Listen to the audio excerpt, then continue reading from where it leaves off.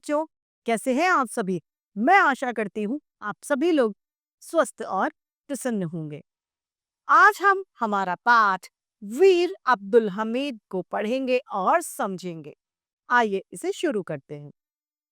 यह है पाठ 17, वीर अब्दुल हमीद। इस पाठ में हम जीवन का अंतिम पड़ाव मृत्यु है, लेकिन कुछ ऐसे लोग मृत्यु पाते हैं जिनका नाम इतिहास में अमर हो जाता है। वीर अब्दुल हमीद भी ऐसा ही नाम है, जो भले ही आज हमारे बीच में नहीं है, लेकिन वो वीरता के लिए, बलिदानों के लिए उनकी गाथाएं गाई जाती हैं। ऐसे वीर थे हमारे अब्दुल। आइए पढ़ते हैं।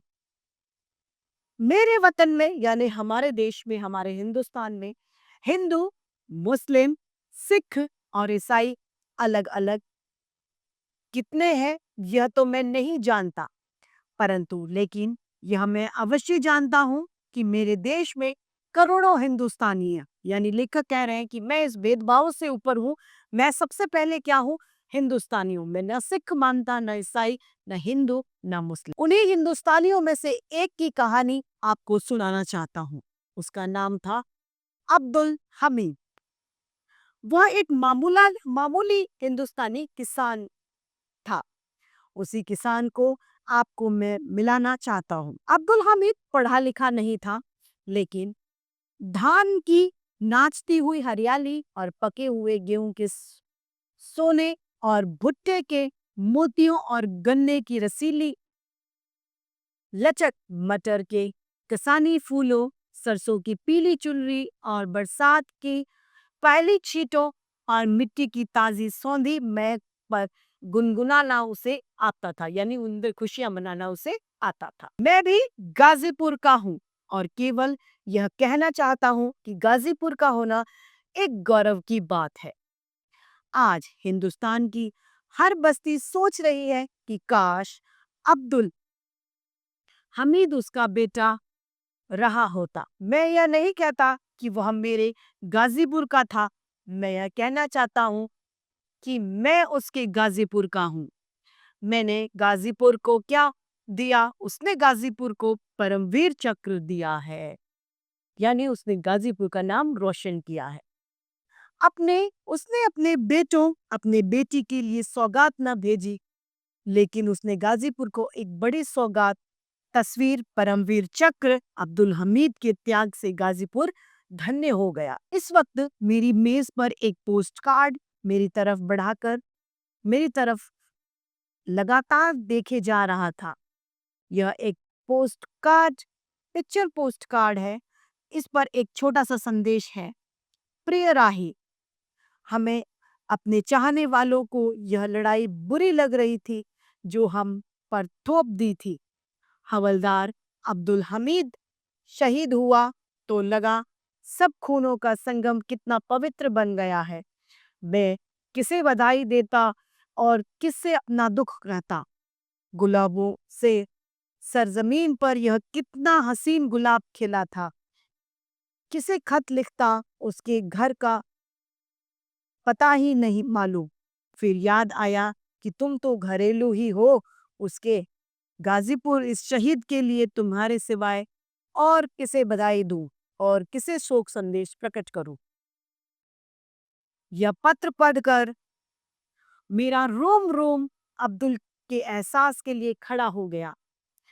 मैं सोच रहा था कि आखिर इस नाम में ऐसा कौन सा जादू है कि आज हिंदुस्तान का हर आदमी उसे एक मीठी चीज की तरह अपनी जुबान पर फिरा रहा था।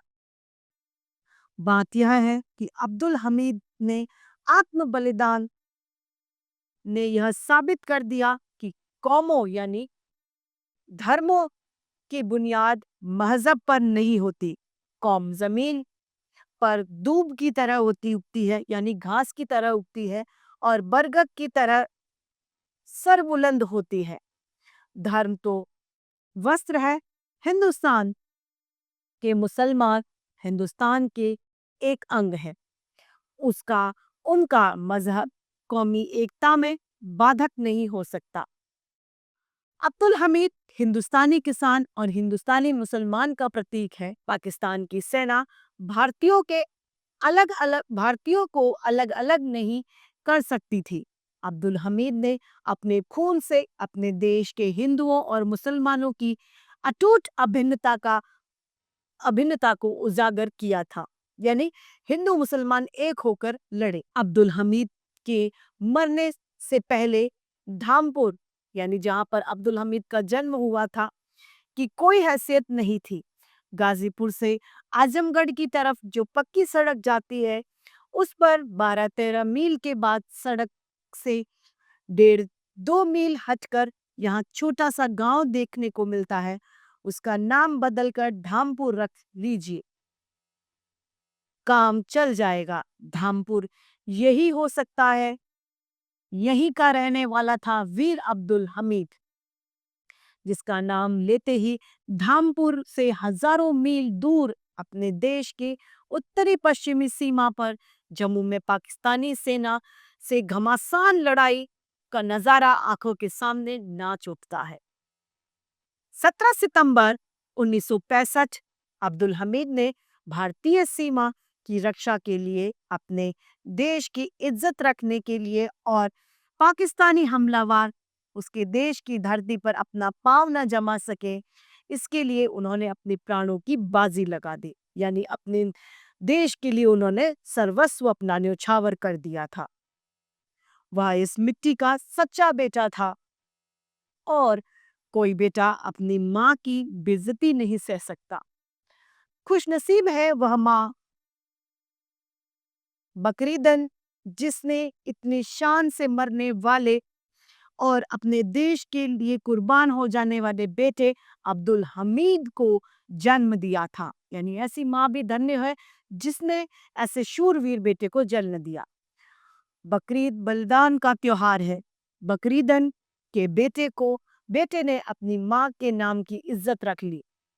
अब्दुल हमीद के मरने से पहले यह जिला गाजीपुर अफीम की खेती, केवड़ा और गुलाब जल के लिए प्रसिद्ध था, लेकिन अब तो यह हामिद रक्त के लिए मशहूर हो गया है। यह खून इस जिले की सबसे बड़ी पैदावार है। यह जिला परमवीर कंपनी क्वार्टर्स हवलदार की जन्मभूमि अवश्य है।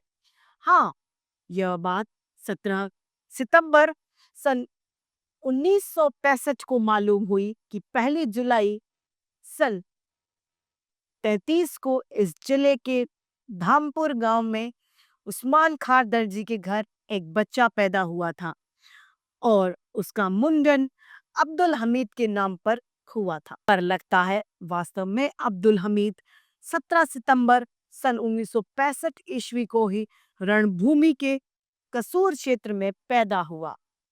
अब्दुल हमीद ने अपनी जान देकर भारत और पाकिस्तान के बंटवारे वाली दो कौमों के नजरिए की ईंट बजा दी। यानी उन्होंने करारा जवाब दिया था। जो धर्मों को ही कौम का आधार मानते हैं, पागल नहीं तो और क्या है। उन्हें कैसे समझाया जाए कि कौम का धर्म से कोई भी संबंध नहीं होता। हिंदुस्तान का हर नागरिक हिंदुस्तानी है, चाहे वह सिख हो, ईसाई हो, बौद्ध हो या मुसलमान। यानी कोई भी समाज से आप ताल्लुक क्यों ना रखते हो, लेकिन आपका उससे ऊपर सबसे बड़ा धर्म क्या है कि आप भारतवासी है। यह परमवीर चक्रवर्ती हवलदार हमीद को ही नहीं मिला है, यह भारतीय सेना की इकाई और भारत की एकता को मिला है, जिसमें यहाँ पर एकता को देखा जा सकता है। यह परमवीर चक्र मिला है हिंदुस्तान जैसे महान देश की महान जनता को और उस माँ को जिसने ऐसे हामिद जैसे बेटे को जन्म दिया। बचपन से अब्दुल हामिद की तमन्ना एक बहादुर सिपाही बनने की थी। वह अपनी दादी से कहा करता था कि मैं फौज में भर्ती होऊंगा। दादी जब मना करती और कहती थी कि बाप की सिलाई मशीन चलाओ, तो वह कहता था कि जब जाइब फौज में हम जाइब फौज में तोहरा रोके ना रुकबो हम। वो कहते थे हम जाएंगे, फौज में ही जाएंगे, तुम्हारे रोकने से नहीं रुकेंगे हम। बड़े आइल बड़ी बड़े आइल बड़ी मशीन चलवाने वाली दादी को उसकी जिद के आगे झुकना पड़ता और कहना पड़ता, अच्छा अच्छा जाइन फौज में, अच्छा ठीक है तुम जाना फौज में। हामिद खुश हो जाता। इसी तरह वह अपने पिता से फौज में भर्ती होने के कारण उलझता रहता था और कपड़ा सीने के धंधे से मुकर जाया करता था, यानी उन्होंने सिलाई के काम को कभी महत्व नहीं दिया। खेलकूद में वह बहुत ही तेज तर्रार था। कबड्डी खेलने में तो गांव में उसका कोई सामी नहीं था, यानी कोई प्रतिद्वंदी नहीं था। उसका पिता उस्मान खेल में अपने बेटे की फुर्ती और काबिलियत पर फूला नहीं समाता था, यानी वे खुश होते थे। अब्दुल हमीद ने कक्षा 4 के बाद पढ़ना छोड़ दिया और वह खेल कूद कुश्ती में रमा रहा। किसी तरह सिलाई का काम तो सीख लिया, पर उसमें उसका मन नहीं लगा करता था। वो तो फौजी बनना चाहता था। फौज में जाने के लिए फुर्तीले बदन की जरूरत होती है, इसीलिए कबड्डी में उसका जी खूब लगता था। उससे पहलवानी तो विरासत में मिली थी। उसके पिता और नाना दोनों ही पहलवान थे। वह तड़के यानी सुबह ही कंधे पर लंगोट डालकर अखाड़े में पहुंच जाता, दंड बैठक मारता, अखाड़े की मिट्टी बदन पर मलता और दांव सीखता था। रात को नींद में फौज और जंग के साथ उसका स्वागत करने आया करती थी। अपने इसी स्वप्न यानी सपने को पूरा करने के लिए हामिद 22 दिसंबर सन 1954 ईस्वी को बनारस जाकर फौज में भर्ती हो गया। पहली परेड में हवलदार ने सवाल किया, क्या तुमने परेड सीखी है? उसने कहा, नहीं जनाब। जवान ने जवाब दिया। सिपाही अब्दुल हमीद इस जवान का नाम था। फिर तुम्हारे पैर क्यों ठीक पड़ते हैं? सवाल पूछा गया। हम लकड़ी सीखते हैं जवान ने जवाब दिया। परेड कराने वाले हवलदार की बाजी मात हो गई। उस्ताद परेड के मैदान से निकलकर शर्दगी बन गए और शर्दगी उस्ताद। वह अपने साथियों को भी लकड़ी सिखाता। निशाना लगाने में तो उसे कमाल हासिल था। वह उड़ती चिड़िया को भी आसानी से मार गिराता था, यानी वो इतना अच्छा निशानेबाज था। उसके साथी उसकी कुर्ती फुर्ती, बहादुरी और सदे हुए निशाने की तारीफ करते आते। फिर उसकी मिलनसार शख्सियत और दोस्ताना व्यवहार भी सभी साथियों का मन मोह लेता था।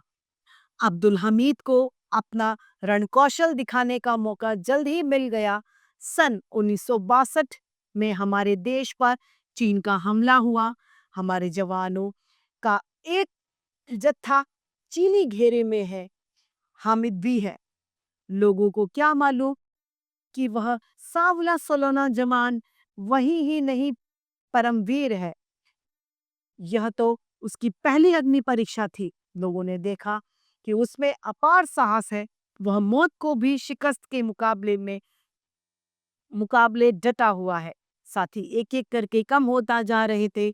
उसके बदन से खून के फव्वारे छूट रहे थे। उसे किसी की चिंता नहीं थी, न गांव की न घर के। वह हामिद न बाप था न पति। वह तो एक सैनिक था, वो भी अलसी हिंदुस्तानी सैनिक। वो भी कैसा सैनिक था? वो असली हिंदुस्तानी सैनिक था। वह हिंदुस्तानी बहादुरी की परंपरा का प्रतीक था। उसकी मशीन गन आग उगलती रही। उसके गोले खत्म हो गए। अब वह क्या करेगा?